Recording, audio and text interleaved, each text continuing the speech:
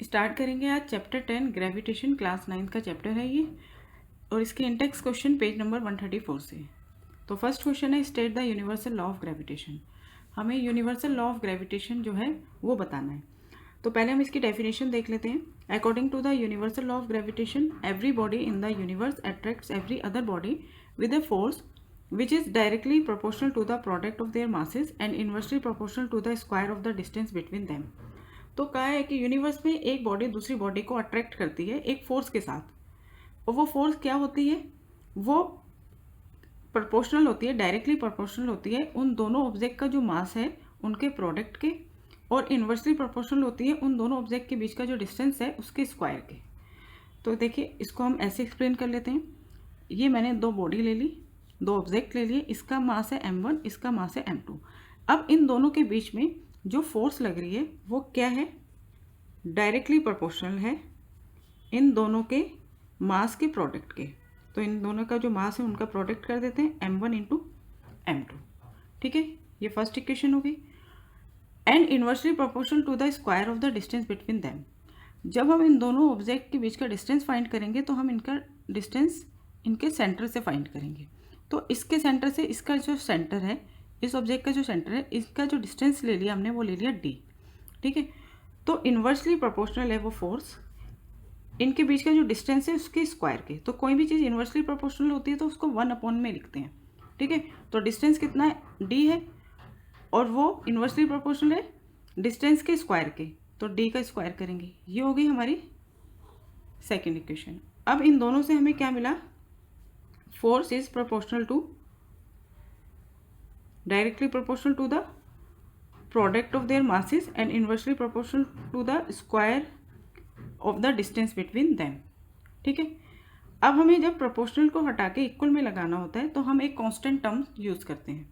तो ये क्या हो जाएगी, F is equal to, proportional को हमने इक्वल में चेंज कर दिया तो हम एक कांस्टेंट टर्म ले आएंगे, वो होगी G। What is G? G is gravitational constant. ठीक है, multiply m1 multiply m2 upon d square. तो ये हमारा फोर्स का फॉर्मूला बन गया।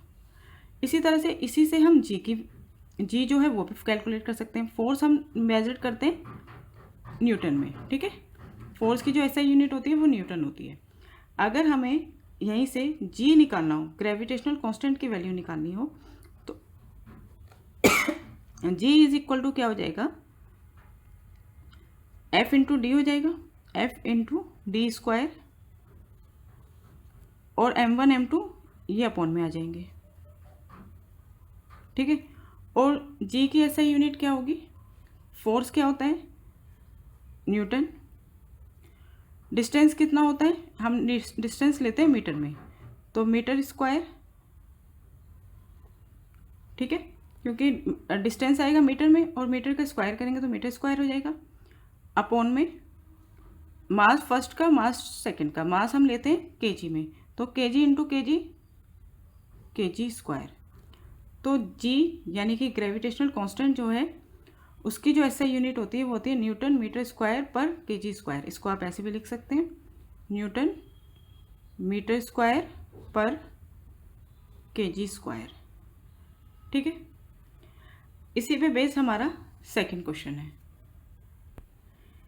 इसमें हमसे पूछा है सेकंड क्वेश्चन में, write the formula to find the magnitude of the gravitational force between the earth and an object on the surface of the earth.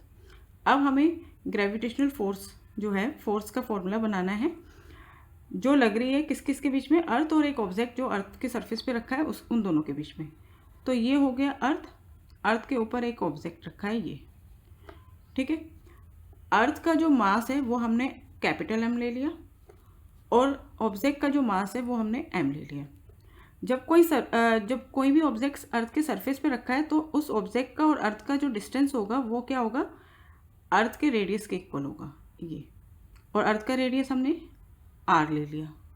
ठीक है, तो इस तरह से ग्रेविटेशनल फोर्स या F जो है, फोर्स जो है वो किसके इक्वल हो गई, G multiply capital M multiply small m upon r square, जहाँ पे G है हमारा ग्रेविटेशनल कांस्टेंट, कैपिटल M है mass of the earth, small m है मास ऑफ द ऑब्जेक्ट, और आर क्या है हमारा, रेडियस ऑफ द अर्थ। ठीक है, नेक्स्ट क्वेश्चन है what do you mean by free fall. Free fall का मतलब क्या होता है, जब हम एक ऑब्जेक्ट को ऊपर से रिलीज करते हैं तो आपने देखा होगा कि वो हमेशा टुवर्ड द अर्थ आता है।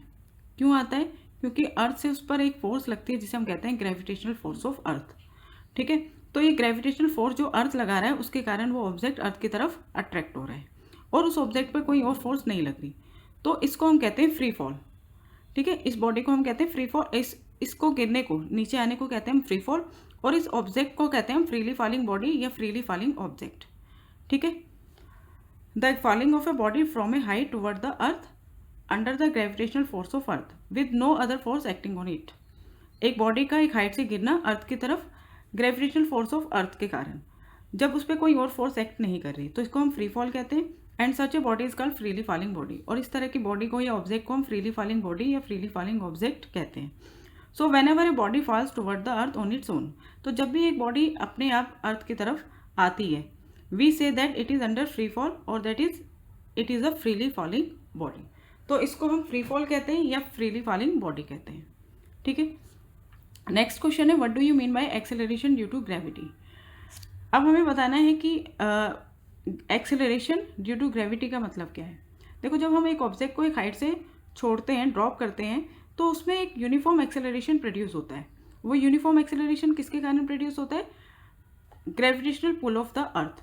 अर्थ जो उसको अपनी ओर खींच रहा है इस फोर्स के साथ, ग्रेविटेशनल फोर्स के साथ, अर्थ जो उस ऑब्जेक्ट को अपनी ओर अट्रैक्ट कर रहा है उसके कारण ये एक्सेलरेशन जो है वो ऑब्जेक्ट के फ्री फॉलिंग ऑब्जेक्ट जो है उसके मास पर डिपेंड नहीं करता। जबकि हमने सेकंड चैप्टर में जो पढ़ा था न्यूटन लॉ में, उसमें हमने देखा था कि एक्सेलरेशन मास पर भी डिपेंड करता है, लेकिन यहाँ पे जो फॉलिंग बॉडी है उसका जो एक्सेलरेशन, जो उसमें एक्सेलरेशन प्रोड्यूस होगा वो उसके मास पर डिपेंड नहीं करता। Uniform acceleration produce in a freely falling object due to the gravitational force of the earth. तो अब जो ये एक्सेलरेशन प्रोड्यूस हो रहा है किसके कारण, ग्रेविटेशनल फोर्स ऑफ द अर्थ के कारण, उसको हम एक्सेलरेशन ड्यू टू ग्रेविटी कहते हैं। और ये स्मॉल जी से हम शो करते हैं और इसकी वैल्यू होती है 9.8 मीटर पर सेकेंड स्क्वायर, लेकिन प्लेस टू प्लेस ये चेंज भी हो सकती है। What are the differences between the mass of an object and its weight. एक ऑब्जेक्ट के मास में और उसके वेट में क्या डिफरेंस है। तो देखिए, the mass of an object is the quantity of matter contain in it. तो मास क्या है एक ऑब्जेक्ट का, कि क्वांटिटी ऑफ मैटर, जो उसके अंदर क्वांटिटी ऑफ मैटर है उसको हम मास कहते हैं। जबकि वेट क्या है, weight of an object is the force with which it is attracted toward the centre of the earth. Weight क्या है, एक फोर्स है, वो फोर्स, इतनी फोर्स जिससे सेंटर ऑफ द अर्थ का जो सेंटर है उसे अपनी ओर अट्रैक्ट कर रहा है, उसको हम वेट कहते हैं। ठीक है, जितनी फोर्स के साथ सेंटर ऑफ द अर्थ उस ऑब्जेक्ट को अपनी ओर अट्रैक्ट कर रहा है उस फोर्स को हम वेट कहते हैं। एसआई यूनिट जो होती है मास की वो होती है केजी। अब वेट जो है एक फोर्स है, तो एसआई यूनिट फोर्स की न्यूटन होती है, तो वेट की भी न्यूटन होगी। मास जो है ऑब्जेक्ट का वो कांस्टेंट रहता है, वेट जो है ऑब्जेक्ट का वो कांस्टेंट नहीं होता। एक्सेलरेशन ड्यू टू ग्रेविटी, जी की वैल्यू चेंज होने से वेट ऑफ द ऑब्जेक्ट भी चेंज हो जाता है। मास जो है ऑब्जेक्ट का कभी भी जीरो नहीं हो सकता, जबकि वेट जो है ऑब्जेक्ट का वो जीरो भी हो सकता है। नेक्स्ट क्वेश्चन है why is the wait of an object on the moon 1/6 of its weight on the earth. Object का जो वेट है मून पर जितना भी अर्थ पर है ना उसका 1/6 होता है। क्यों? Since the gravitational force on the moon is 1/6 that of the अर्थ, क्योंकि ग्रेविटेशनल फोर्स, मून की ग्रेविटेशनल फोर्स कितनी होती है, अर्थ की ग्रेविटेशनल फोर्स की 1/6 होती है। तो वेट जो होता है ऑब्जेक्ट का वो भी कितना हो जाता है, मून पर 1/6 हो जाता है, that of its weight on the earth. ठीक है, तो वही वेट क्या होता है, weight is equal to mass into gravity. ठीक है, acceleration due to gravity G. तो अब मून पर अगर ये 1/6 हो गया, जी जो है, जी की वैल्यू जो होती है वो क्या होती है मून पर, जो अर्थ पर जो जी की वैल्यू उसकी 1/6 है, तो इस तरह से जो वेट है वो भी मून पर कितना हो जाएगा, 1/6 हो जाएगा।